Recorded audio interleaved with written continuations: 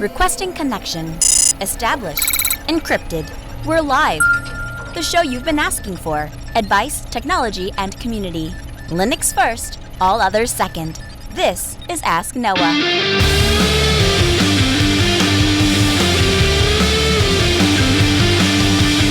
Live from Multispeed Technologies, the Ask Noah show starts right now. This is the show where we came to do all the things on Linux they said couldn't be done and take your questions on how to do the same.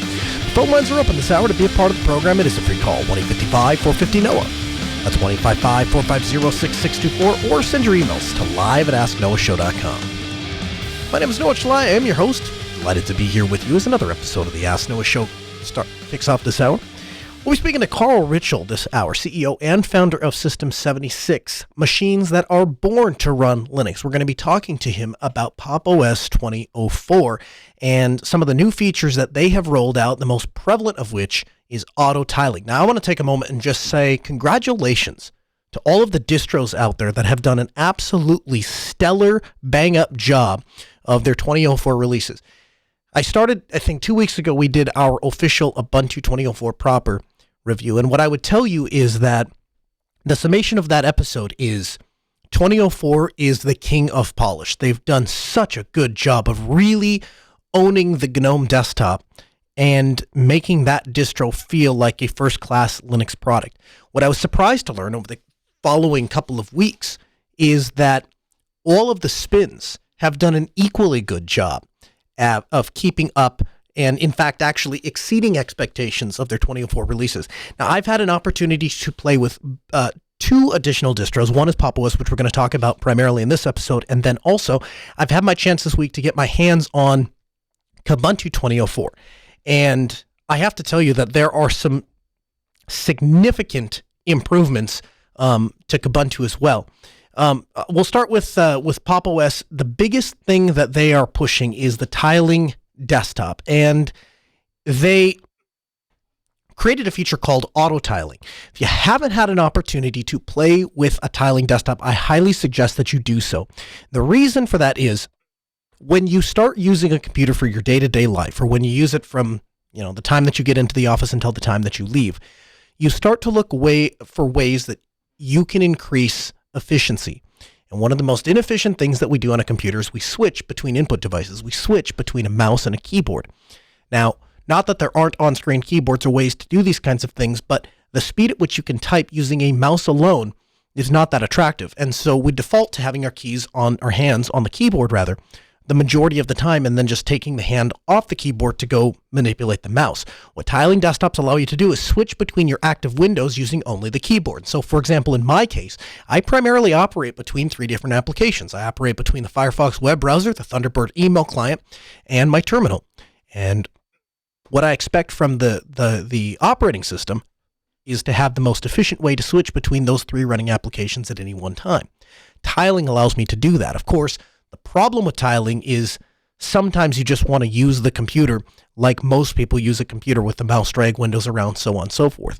And that is what has kept me off of keeping a tiling desktop manager on my laptop running it full time, as I couldn't switch between the two until now, because PopOS is doing just that. And so we'll have Carl on later in the episode, and we will talk to him about this great new feature and some of the other things that have come up in their PopOS 2004 release. The login screen for Kubuntu, much improved. The audio panel, totally different. In fact, the audio subsystem in Kubuntu 2004 is operating well enough to the point that I may very well swap when these machines in the studio, which are still running 1604 with Unity, when we're looking at upgrading them. And we are obviously coming up to the end of that 5-year life cycle next year. And I think what we're going to do is upgrade them to Kubuntu. What had stopped me from doing that in the past was Kubuntu's inability to let me set a default audio device and then have all of those applications respected. It seems like every time I turn around, it's making a decision and sending one application, one window, sometimes one single tab to a separate audio device. And it's fundamentally untenable here in a studio where I have to just be able to click on something and trust that it's going to come out in the right way. That has all been changed as far as I can tell in 2004. I have it running on my work laptop, and I've not had any issues with it whatsoever, the audio subsystem specifically. I also really appreciate the streamlined Thunderbolt docking interface that is now available in Kubuntu, and the ability to configure along with the history of when docks were connected, disconnected, so on and so forth. And finally, the global D&D, being able to disable notifications from a global level just by clicking down on the system tray. This is something that anybody who, again, spends a lot of time on a single desktop, what you find after a certain amount of time is that the constant interruption of emails, telegrams, IRC messages, so on and so forth, interrupts your workflow. And the ability to have one place, one central control place to tell it, don't show me any of these things, means we have once again solidified my previous statement that you will pry KDE away from my cold, dead body. It is that good. Again, the phone lines are open tonight at 855-450-NO. It's 855-450-NO, 855-450-6624. The email, live@asknoahshow.com. I have made a habit of making a recommendation that when the newest version of an operating system comes out, and this is true of Fedora, this is true of Ubuntu, this is true of any rolling distribution, I always suggest staying behind a little bit behind the bleeding edge people. Let somebody else install the distribution. Let somebody else deal with some of the pain points. And then once those pain points are identified and corrected, then you go ahead and upgrade. An example of what I'm talking about would be the encryption password leak in the 2004 release. If you, right on the day of install, decided to wipe your laptop and install, your encryption key is potentially compromised because it was written in plain text to a particular location. Now, 14 hours later, that was corrected. But again, you would have had to have a lag time. Now, I typically give it about 30 days, and then I upgrade my machines. One of the reasons, another example, is there's a fantastic piece of software that I use or have been using for some time. It's called Xiphos, and it's primarily designed for Bible research and study. But that's, if you don't have a walk with God, if you don't have a particular faith, it's okay. There are a large collection of historical documents as well, to include Roman historians that wrote firsthand accounts of their time during war and some uprising. Absolutely fascinating stuff to read, and very difficult to, I shouldn't say very difficult to obtain, you can obtain it other ways.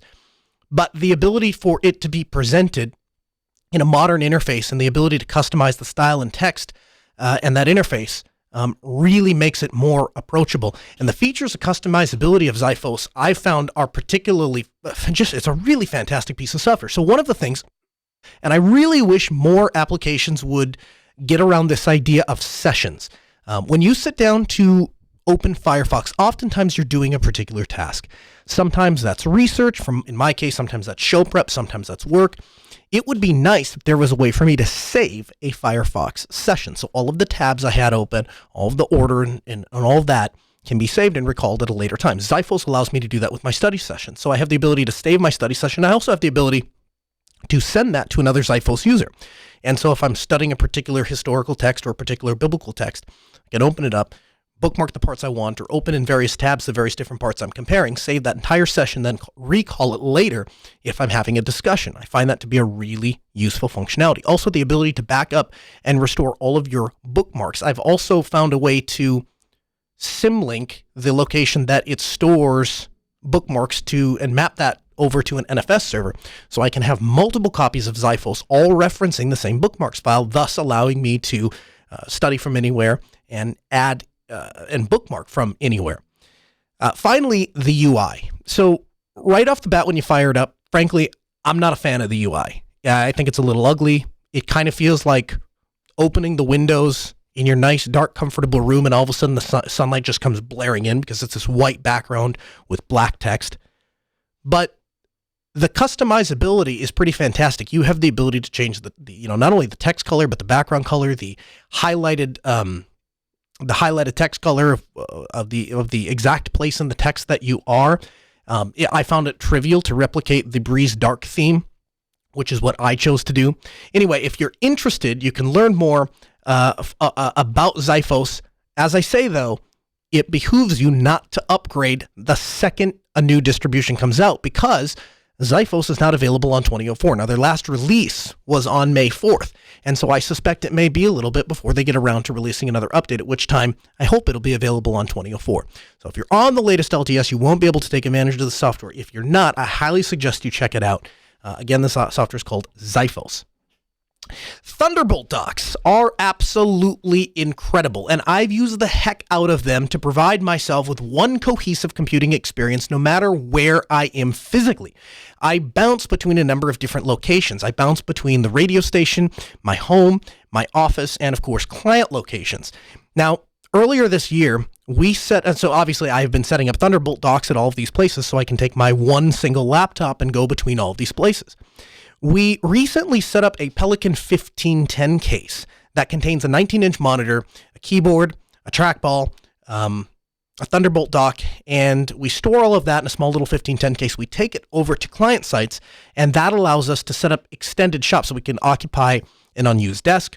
I even have a little fold-up table that I can take if there isn't an unused desk, because there's nothing worse than when you're doing a 3 or 4 day install and your command center, if you will, is some pile of boxes that you found in the IT room that you've curled up on, and you're working off of your laptop. And I've done that enough times to know I don't ever want to do it again.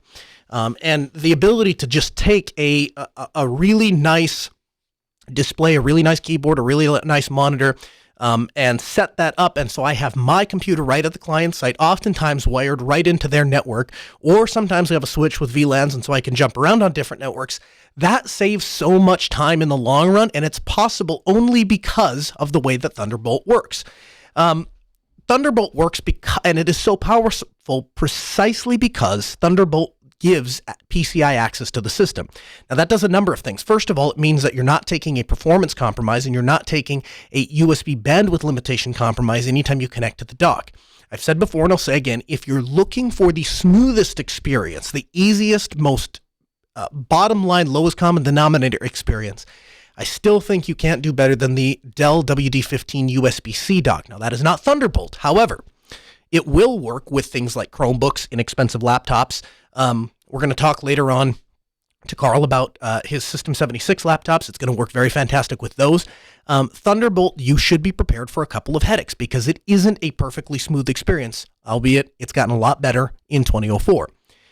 Where the rubber really hit the road for me was when Leighton Broadcasting, my part-time employer, gave me my work laptop. I specifically said, if you're going to give me a laptop, I want these things. And it wasn't, a lot, but one of the things that I put on that list was I had to have a Thunderbolt port. And they kindly obliged and gave me a laptop with a Thunderbolt port. And so I have the ability now to use my same 34-inch Dell ultra-wide display, which I love, by the way. When I'm in work mode, I plug in my work laptop and I do all of my work things. And I have my work distribution installed on that laptop. And then at 6 o'clock when I get off, I swap that work laptop out for my personal ThinkPad and plug it into the exact same dock. And lo and behold, my same trackball, my same monitor, my same speaker system, my same keyboard, my printer, all of these things come right back to me with a totally different install, totally different encryption password, totally different software, so on and so forth. It would not be an exaggeration to say that it has fundamentally changed the way that I do my job. Well, there's a new exploit out, and as you might imagine, anytime you give that kind of unprecedented access directly to the system PCI bus, it has the ability to be used negligently or maliciously.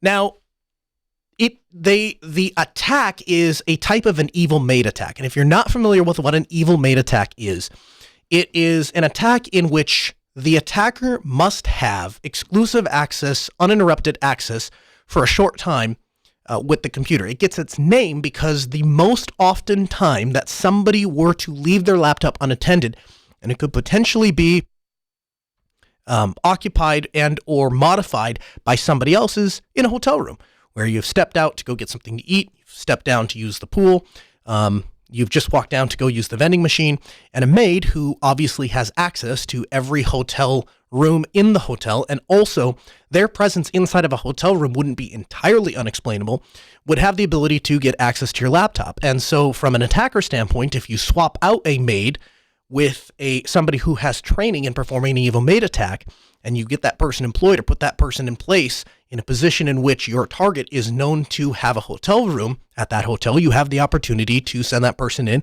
and execute an exploit on that person's computer.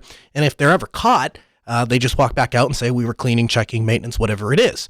And so that's where the name comes from. This specific attack is known as Thunder Spy, and it was discovered by the University of Technology researcher Bjorn Rotenberg, and he revealed the details of this new attack on Thunderbolt-enabled Windows or Linux PCs manufactured before 2018. Now, his technique can bypass the lock screen or sleeping of a locked computer, and even its hard disk encryption to gain full access to the computer's data. Now, you might remember, and I've said this numerous times, anytime your computer is in the running state, your encryption system is drastically compromised because those encryption keys are in fact loaded into memory. And so even before this attack came out, the truth is you're still running somewhat of a risk, because if I have access to a computer, even if it doesn't have a Thunderbolt port, I still have the opportunity to do a cold boot attack and try and dump the memory. If the computer's running, it has power. So if your computer is not going to be in use and it's not going to be in your possession, you should always, of course, shut it down completely. Now, that's not going to defend against all forms of attack, particularly if they have physical access to it. But to gain access to the computer's data, all you need is a screwdriver, and it leaves no trace of intrusion. And you can pull this attack off in just a couple of minutes. Now, this opens a new avenue for what the security industry is, again, referring to as an evil maid attack. All the evil maid has to do is unscrew the backplate of the computer, they attach a device and reprogram the firmware. And they reattach the backplate, and the evil maid is able to obtain full access to the laptop. Rotenberg plans to present his Thunder Spy research at the Black Hat Security Conference this summer, or the virtual conference that may replace it. But all of this, he says, can be done in under 5 minutes. And the device that they're attaching, I guess I don't have, I thought I had it in my notes here. Yeah, here we go. So the Intel tried to defend against this by introducing something called DMA protection, also known as kernel direct memory access protection, which does in fact prevent this Thunder Spy attack. The problem is it doesn't exist in computers made before 2019, and it's not even standard today. In fact, a lot of Thunderbolt peripherals made before 2019 are incompatible with kernel DMA. And so in their testing, they found that no Dell machine that has kernel DMA protection, including those from 2019 on, and they were only able to verify a few HP and Lenovo models from 2019 or later that use it. And so Rotenberg's technique requires, attaching a device called an SPI programmer with an SOP8 clip. And that's a piece of hardware that's designed to attach to the controller's pins, and that SPI programmer then rewrites the firmware of the chip, which Rotenberg's video demo takes a little over 2 minutes, essentially turning off the security settings. And so if you're not familiar with the plain English translation of what he's doing here, Thunderbolt allows you to choose different security levels, and then within those security levels allows you to trust different devices. So what this SPI programmer is doing is changing the security level of your Thunderbolt interface to 0 so that it is wide open. And the only way that you can prevent this entirely is to disable Thunderbolt, essentially turning your Thunderbolt connection into a DisplayPort and USB-C port. Now that's one answer, I guess, but as I previously mentioned, Thunderbolt can be, if used correctly and not negligently or maliciously, a real benefit to those of us who have mobile workflows. And so to a certain extent, I would be very disappointed if our only answer was to get rid of Thunderbolt altogether. It's also highly concerning to me that there doesn't seem to be an easy way to backport a fix. It seems like this is something that is going to have to be built into the chip itself, which means that it's probably not going to simply come down the pipe as a software update.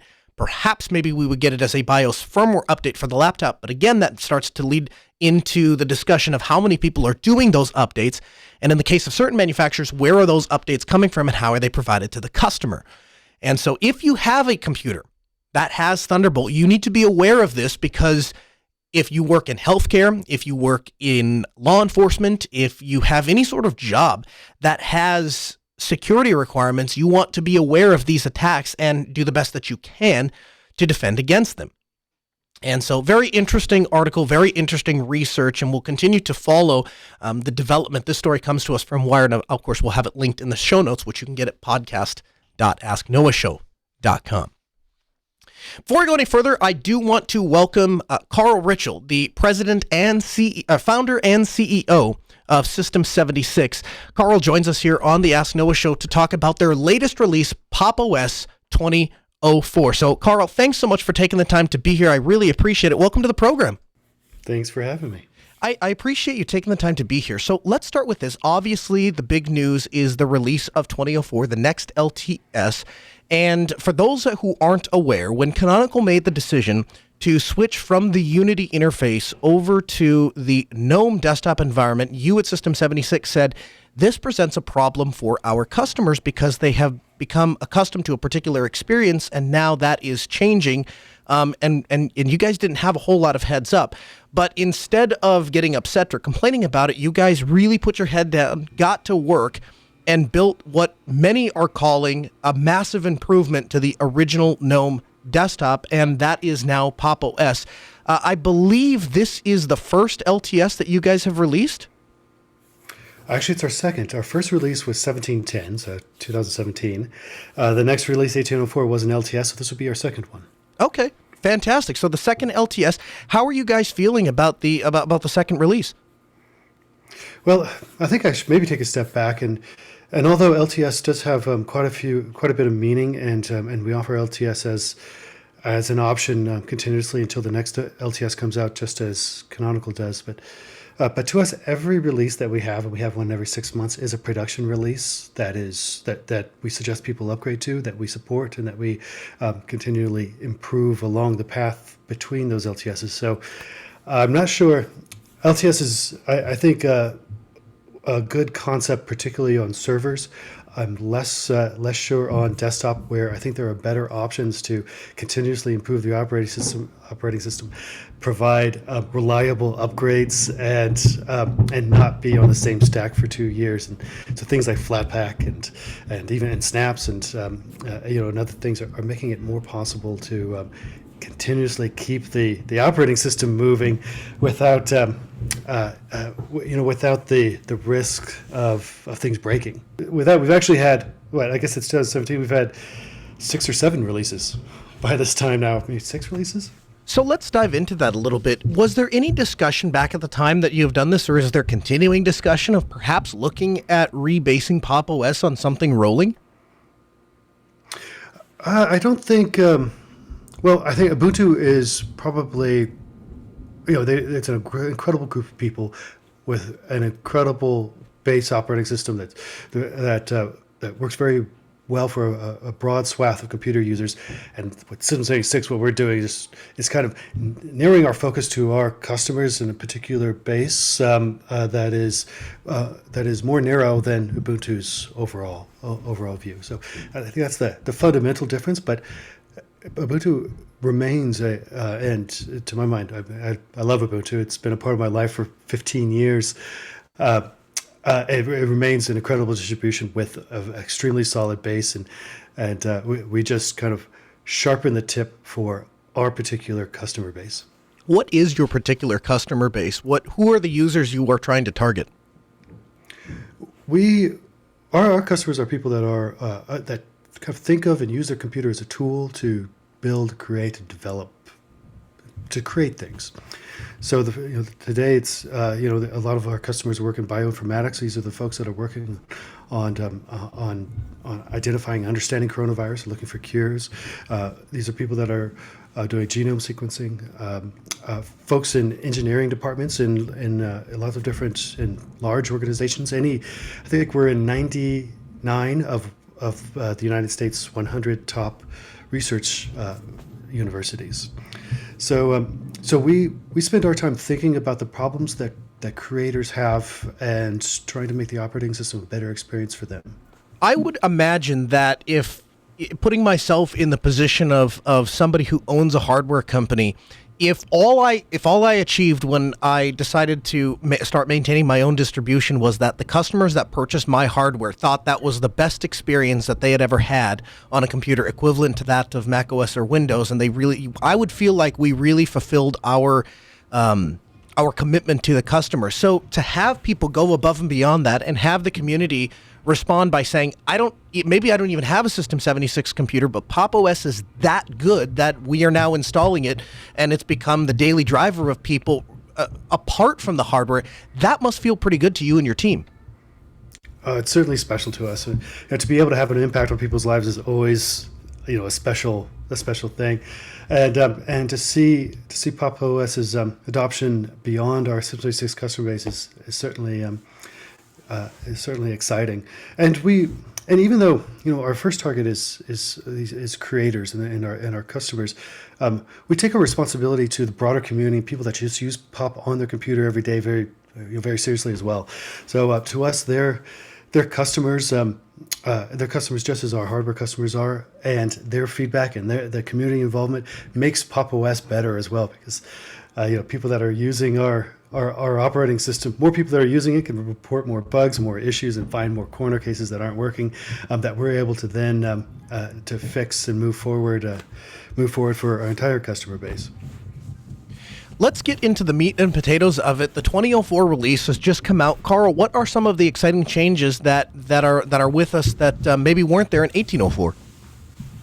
Well, the biggest one by far is auto tiling. It's so I'll get a bit of a history lesson on auto tiling for us. It's about a year ago.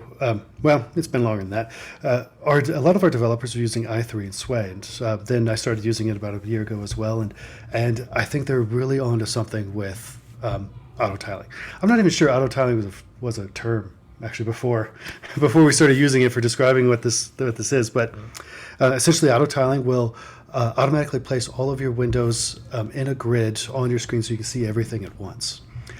What that does is really enhance your ability to navigate your desktop with your keyboard and to have the information that you want in front of you easily accessible and easy to move back and forth between. So as we thought that they really identified, the folks in in the i3 and Sway community identified a better way of computing for a lot of people, particularly our customer base. And we started hearing the same feedback from our customers as well. A lot of them were using i3 and Sway.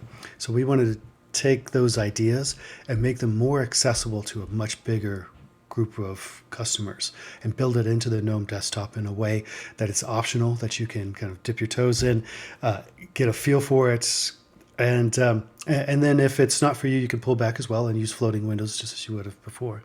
So auto tiling is by far it's been a major lift, and from the response we've seen so far, I think we're improving people's workflow and people are really seeing the value in that work. Beyond that, the other thing, a big feature is Flatpak and FlatHub. So Flatpak, of course, is a new containerized application model that enables the applications to float essentially on top of the operating system stack. So regardless of what distribution you're using or which version of distribution you're using, Flatpaks will work on all of them. And while Flatpak is the packaging technology, FlatHub has become the kind of go-to place for storing applications that are developed with or packaged with Flatpak. So now in PopOS, you have a lot more applications that you didn't have before, plus these rolling applications on top of the desktop that are more current than they were in the old repository model. There's a lot of other things I'm sure I'm forgetting. There's hybrid graphics improvements. There's a lot of improvements to PopShop as well, and the curated apps. So those are the big things. Let's dig into the auto tiling a little bit. So one of the things that I have noticed is when I have used tiling window managers, I have, as you have alluded to, found them to be much more efficient. You know, the vast majority of us, particularly if you're in the development world or I work in the system administration world, but the reality is I'm bouncing between three windows. I'm bouncing between my terminal, my email client, and my web browser. And so to have all of those windows lined up and where I can expect them and the size is correct so that the text and stuff renders the way I would expect it to. Those kinds of things drastically improve my productivity. And again, I think you kind of alluded to this. there are often times when I step out of work mode, now I just want to open up VLC, or I want to drag windows around so I can show my kids cute pictures or whatever it is. Now I need to be out of the tiling window manager. And it sounds like, if I'm understanding you right, with this auto tiling feature, you can switch between those two workflows pretty seamlessly. Yeah, it's one switch in the top bar to tile windows. And if your windows aren't tiled and you click that switch, they automatically tile in front of you. It's kind of a fun thing just to see. And I think you're absolutely right. We're often working in lots of different windows, and having them stack on top of each other, it's inefficient and difficult, frankly. And we also have found that most of our customers, some 70% or so, use multiple monitors. So multiple monitors or an ultra wide. And if you have an ultra wide, you know the pain of floating windows when you launch something and then you try. Your whole point of having that monitor is to have your command center and everything in front of you. Right. And yet you have to open an application, resize it, kind of move it over to the side, and do that with every window.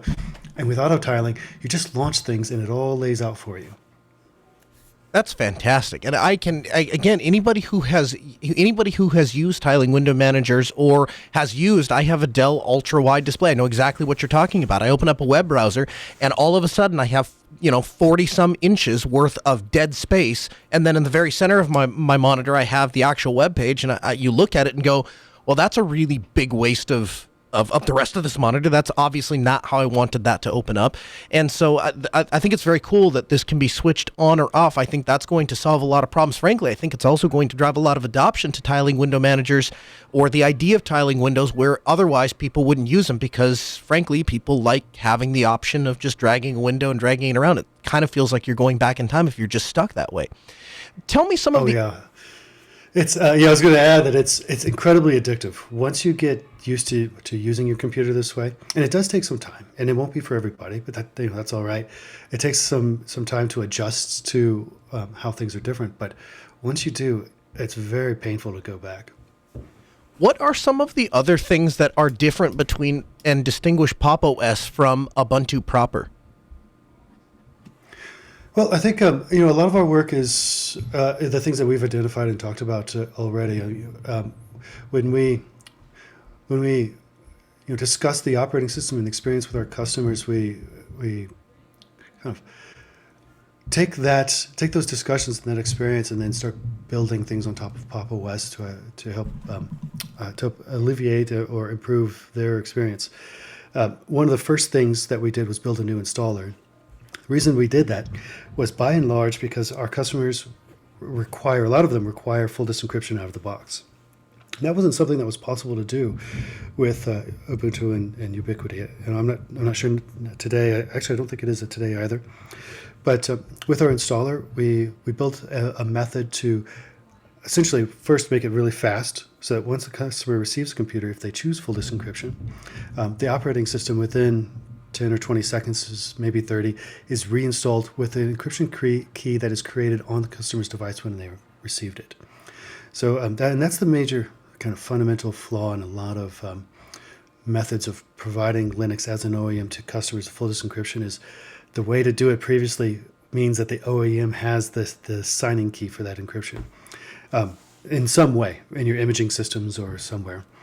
And so the customer either has to recreate that key and re-encrypt their drives, which is too much to ask, and it's a risk anyway, because then if a customer doesn't do that, because it's a painful experience, then you have all of these installs of full disk encryption and a single source of signing. So with the new installer, every single computer that ships has full disk encryption with a key that's created on the device. We also pull back a little bit. We're a little bit more of a vanilla GNOME, although that's changing a little bit with auto tiling and other things. But still, we make fewer changes to GNOME. We also do a lot of work on hybrid graphics because our hardware has integrated Intel graphics as well as NVIDIA. So we work to make switching between Intel and NVIDIA and hybrid graphics and launching specific applications on the dedicated GPU, a really smooth and excellent process for our customers. Clearly, because as an OEM, that's a feature that is desirable to our customers and makes our products better. And so we built it into the operating system. That's fantastic. Let's talk a little bit about your hardware. Obviously, the hardware lineup is constantly evolving, constantly changing, and you guys have a real commitment to try to continually move towards a more open platform. And some of your competitors, Carl, have attempted to do this, and I think they just haven't been able to earn the community's trust the way that you have. I understand that your Galago, Lemur, and Darter are all running core boot now. And so this open sources even more of the hardware. Talk to me about your hardware lineup and what changes have occurred in the past few years. Oh yeah, there's a lot in that subject. So I suppose, we can start with what you had mentioned there. So the Galago, the Darter, and our new Lemur Pro all have a core boot open source firmware. The Lemur Pro goes a step further, and a step that's really exciting to me. It's also an open source embedded controller. So on your computer, the firmware is essentially the BIOS of that part is essentially responsible for bringing up devices, whereas the EC has much more responsibility over the rest of the computer. It manages the power planes on the motherboard. It manages suspend, your ACPI implementation, your hotkeys. Your keyboard, every single key press goes through the embedded controller. So the embedded controller, I think, is as exciting as Core Boot is. The OpenEC is even more exciting to my mind. It's kind of one of the last walls that hasn't been broken down, and it's now been broken down with the Lemur Pro. And we're also working on bringing some of that functionality back to the Galago Pro and the Darter Pro. And it's been a pretty big effort. There's things like Thunderbolt and other technologies require partnerships with Intel and others to enable the embedded controller, open firmware, and Core Boot and others. And so we're fortunate to have a strong relationship with the firmware team at Intel. It's also helped us with documentation, getting us the things that we need to actually make this possible for the broader community. And now there's Thunderbolt support in Core Boot, thanks to a lot of this effort. With the Lemur Pro, even though it is world-class thin, you also managed to pack 14 hours of battery life into that thing and up to 40 gigabytes of DDR4 and up to 4 terabytes of NVMe storage space. This machine is really built as a powerhouse for, I assume, developers? Yeah, it's pretty incredible. You could imagine it being useful for even well beyond the developer community. So battery life has always been an area where the Linux community hasn't necessarily been well served, and most of that is actually just because the hardware doesn't have big enough batteries. And so with the Lemur, when you combine a U-class processor and a 73 watt-hour battery, and lo and behold, you're going to get 14 hours of life plus. There's I think the other incredible thing about the Lemur is also just its ability to pack that much in less than 2 pounds. So it's 1.9 pounds, and when you hold it, it feels like holding a pad of paper, maybe. So it's ultra portable in ways that are beyond just that battery. It just feels like a pad of paper that you're slipping into your backpack. The laptop line is fantastic, and have had a chance to put my hands on a couple of your laptops over the years, and very much enjoyed my experience. In fact, it was kind of interesting. I had a client that had the original Galago Pro, and when he upgraded to a Dell XPS, the Dell XPS actually fell apart in, I think, 8 or 9 months. And he had to send it back into Dell, and he got it replaced, and now I think it's actually back there again now. And when I was having a conversation with him recently, he said, yeah, never ever buying another computer other than from System 76. Next time around, I'm just going to stick with their product lineup because of it's not just the quality of product, but it's also the quality of support that comes with it. When you reach out to one of these big name manufacturers, Linux to them is just kind of a second nature thing. It's something that they'll kick around if they have time. This is your bread and butter. This is what you guys do. And if you're excited about the laptop lineup, then the Thelio desktop is, as your website puts it, out of this world, and it is a custom-built desktop computer. My understanding is it's made right here in the U.S.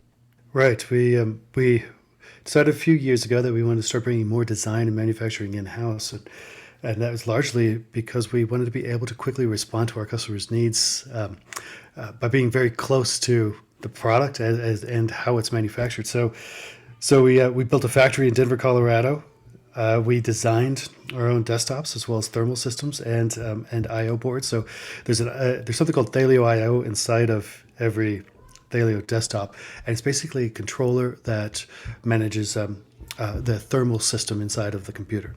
So while you could take all of these different components and put them together into any box, the amount of optimization and the performance, how much you're actually going to get out of it, is quite different than something that's engineered from the ground up to be performant and be able to handle the full thermal load of whatever components you put in there.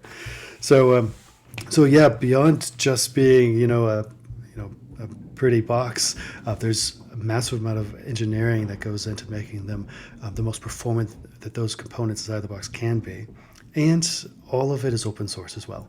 So as much as we believe and in the reasons for open source and the value in open source as a software community, those same traits and those same values extend to our hardware. So the entire Thelio line is open source hardware. You can see the schematics and the designs. You can go to a metal shop and have them cut and make your own if you wanted. You can adapt and adjust them. It's GPL licensed just like our software. 2004 is kind of a special time for us because now people are starting to see our longer term vision for human computer interaction. And although it does lean towards an advanced user, I think we've been able to bridge that gap and making it both easy to use and powerful. Our next step that you guys are going to start seeing is how the hardware comes together with that human computer interaction. So we're developing a new open source keyboard. That's going to be the first step in that. And then the ideas from that keyboard and how that keyboard is built to work with POP is going to start extending further into the product line over time. So we have a lot of exciting things on the horizon. Carl Richell, he is the founder and CEO of System 76, a company who makes computers born to run Linux. When you buy a computer, don't talk to one. Ask for the lifetime support from 100% real human beings. You get that only with System 76. You can learn more about their lineup and the evolution of PopOS at system76.com. Carl, thanks so much for taking the time to join us. We really appreciate your time and you coming on and explaining these exciting things. We'll get you back on the program real soon. All right, thanks. Great being here. Yeah, you bet. 1-855-450-NOAH. It's 855-450-6624. The email, live@asknoahshow.com. Jeremy calls from Portland. Hey, Jeremy, welcome to the Ask Noah Show. Hey, thanks. Yeah, so long-time listener, first-time caller. I'm looking for a replacement for like iPod Touch and iTunes on the Linux side. So I like to have a little media player that isn't my phone, that I can take around or exercise or go for walks with. So I was looking for any recommendations, if it was Sony or some off-brand, and then some pairing with a open source software to sync podcasts and music and stuff like that. Mm-hmm. So you got a number of different routes you can go. First and foremost, a real popular way to go with that is just repurposing an Android phone that you can load MP3 software, load whatever player you want on there. One of the players that I'm a real fan of is a piece of software called Retropod. And if you remember the old iPod Touch, it replicates that interface and turns any Android phone has a click wheel and the whole 9 yards. So that's one way to go because most people have an extra phone laying around. Now, if you're looking for a second outboard device and maybe you say to yourself, I really don't want it connected to the internet and I don't really want to worry about updates or any of that, Sony is a good way to go. Sony probably has the highest quality, Sony or Onkyo have the highest quality outboard MP3 players that money can buy today. The problem is because they're focused on high quality audio, high quality headphone amplifiers, they support a variety of formats, so on and so forth, they tend to run a little expensive. The model that I have played with, I don't own one personally, but the model that I have played with actually has a USB-C connector on it, and will of course allow you to then charge and use the MP3 player as if it were similar to your phone.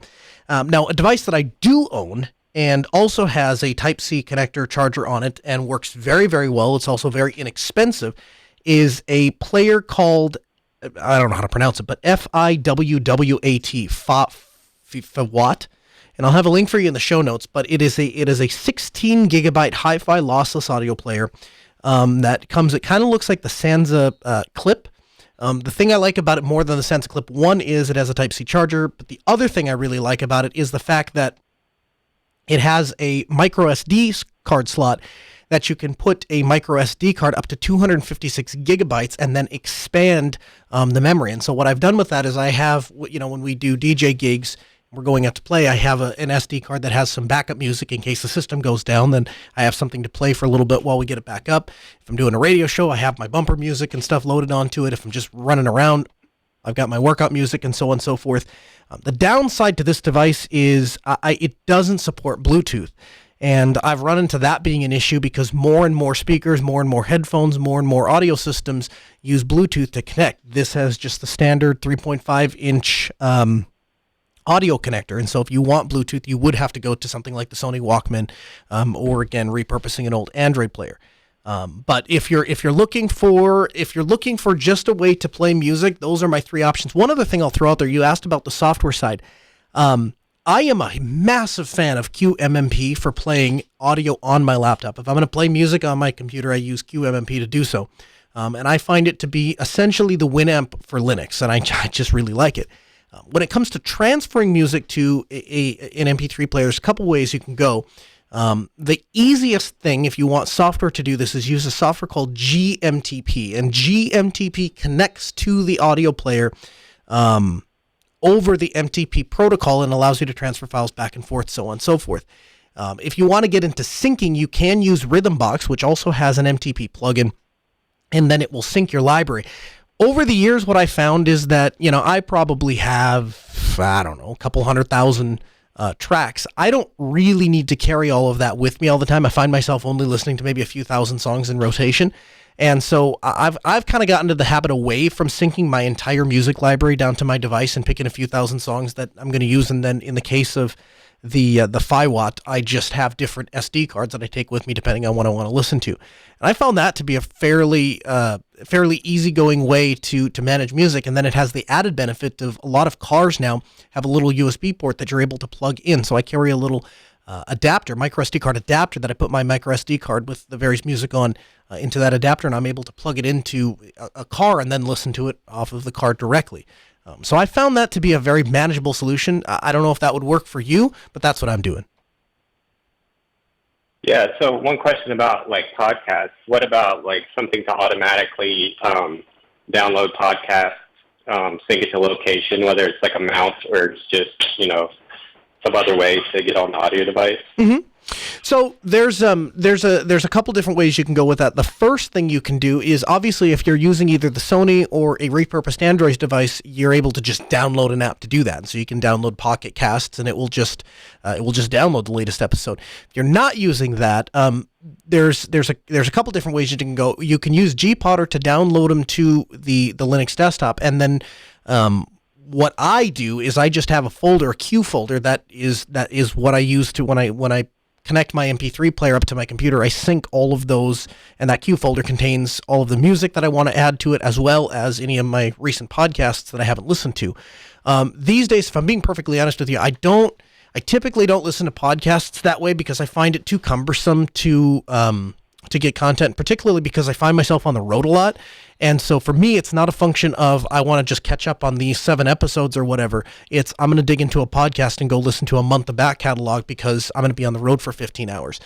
And doing that, again, that's where I go back to a second Android device that has Bluetooth built in. I have Retropod on there to play music, and then I use Pocket Cast to download my podcast. But if I was going to manage that locally, if I was going to manage those local files, that's what I would do. I would use I would continue, because that's the way I used to do it. I would continue to use Gpodder to download the podcast and then sync them over manually. One other thought, just as I'm thinking about it, one of the things that was nice about doing it that way was I still have all of the podcasts that I downloaded and put on at the time, my iPod Classic, and I don't have them. Those I have copies of, and they're on my NAS. Anything after that, anything that just got downloaded to the device, I listen to, and then it's gone. So I don't have any ability to go back and reference it. So there are some serious advantages in doing it local. It's going to require a little bit more work. Got it. Thank you. Yeah, I appreciate the call. 855-450-NOAH. That's 855-450-6624. The email, live@asknoahshow.com. At the end of the show, we try and get to some of your feedback. You can send that feedback to live@asknoahshow.com, and we'll try and get to it on a future episode when we have time. Today, Brock writes in and says, "Hi, Noah. We've never met, but I'm friends with Michael Tennell. We're in the same lug. A few episodes back, you mentioned the idea in passing. I put all of my important home directory config files and directories in Nextcloud. This includes bash history, bash rc, profile, bin, vimrc, etc. I have 3 machines, my home desktop, work desktop, and laptop. When setting up my OS for the first time, I delete the original config files, add .back to it, and then I make symbolic links from the config files in Nextcloud to my home directory, for example. And then he gives the command to do so. Of course, you know how to do a symlink. Every now and then I have a conflicted copy for bash history if I run commands before Nextcloud syncs. Otherwise, it's great to have. Thanks for all the work and contributing to open source and Linux, Brock." So a couple thoughts there. One, that is a fantastic way to do it. The other thing is I would consider using cfile for actually doing the sync. Cfile has a very good conflict management system in which it will create copies of those files and just name them conflict files, so you know that there is a difference between one or the other, and that will prevent you, for example, for making one change on your desktop, one change on your laptop, and then losing the difference between the two. That'll preserve that. The other thing you can do, and we do this at business, fairly frequently, we will store the home profiles or the home folders on an NFS share. And the advantage of doing that is no matter what computer the user logs into, all of their stuff just shows up as if they were sitting at the same computer. And so that's another way to accomplish the same task. But good on you for being creative there and syncing those around. Anton writes in and says, in episode 179 of Ask Noah, there was a question about Bluetooth headphones. Your answer referenced the poor experience of trying to use Bluetooth headphones to watch YouTube video due to AV sync issues. My solution to that issue was to use an external Bluetooth transmitter with aptX and Bluetooth headphones with aptX. I purchased this transmitter, he gives a link, which plugs into the 3.5 millimeter headphone jack on my computer and the monoprice Bluetooth headphones that you recommended a long time ago. Both of them have aptX and are fairly inexpensive. You can actually have 2 different sets of headphones connected to the transmitter at the same time. My wife and I frequently use this to watch movies on my Linux computer via Plex, and the kids aren't bothered by the gunfire and explosions. There is no noticeable audio lag when using this solution. Basically, the key for not having audio lag is to have both transmitter and a receiver that support aptX. Although it's a proprietary solution, it seems to be widespread support and many Bluetooth devices all in a price range. Thanks so much, Anton. So I was familiar with aptX. I'd not dug into it to the extent that you have, but I'll tell you something that I find particularly interesting about this email, and something I'm very thankful that you wrote in and brought this to my attention, was this Bluetooth transmitter. The idea here is that, of course, you can pair your Bluetooth device to a regular 3.5 millimeter headphone jack. Now, in light of the most recent question, we just got off the phone with a caller that was asking about an outboard MP3 player, and I told him one of the concerns about some of these outboard MP3 players is that they don't have the ability to tie into Bluetooth. This adapter is going to allow anybody with a 3.5 millimeter headphone jack to connect that device up to a Bluetooth system, and I think that's going to be critical moving forward, because that's the way the world is going. So huge thanks for writing in that email and bringing that to my attention. We'll have links to all of those products in the show notes. You can find those at podcast.asknoahshow.com. As we wind down the hour, I do want to make another plea and a thank you to everybody that has written in volunteering to host self. So what is going to happen, at least as of now, and these plans are subject to change because, as you might imagine, trying to throw a conference together in 45 days presents significant logistical challenges.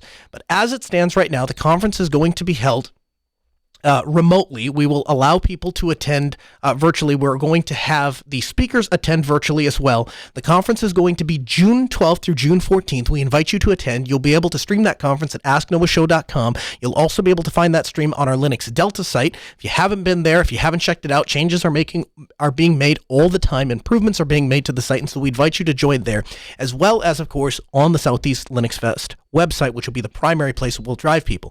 Now, there's going to be an interactive chat room that'll allow you to participate in self, ask questions to speaker, and ask to be placed in the video conference with the speaker. So we're going to stream the video of all of the remote speakers that will be presenting, and you will have the opportunity then to be placed in that room, ask your question directly, or carry on a conversation. And if this works well in a limited fashion, we hope to roll this out in a larger role later on down the road. In future years, it would be nice to have all 4 of the presentation halls being streamed over the internet, and the ability from anybody anywhere in the world with just an internet connection, a laptop, a webcam, and a microphone to be able to participate. If you'd like to do that, we highly recommend that you purchase or pick up an inexpensive pair of headphones, and if possible, an outboard microphone, as that's going to increase the quality and limit the amount of audio feedback that's going to occur. More details will be coming, and we'll continue to share them here on Ask Noah, as well as all of the related sites. Hey, the music means we're out of time for this hour, but don't worry, the show continues 24/7, 365 at asknoahshow.com. That's the website. It's the Ask Noah Show dashboard. It allows you access to all of the references and material I use to prepare the show, as well as all the things that we didn't have time to get to. If you'd like more information, we invite you to head over to Linux Delta. That is our community site. It contains our wiki, a lot of articles and references. We're out of time. We'll see you next week, Tuesday, 6 p.m. Central.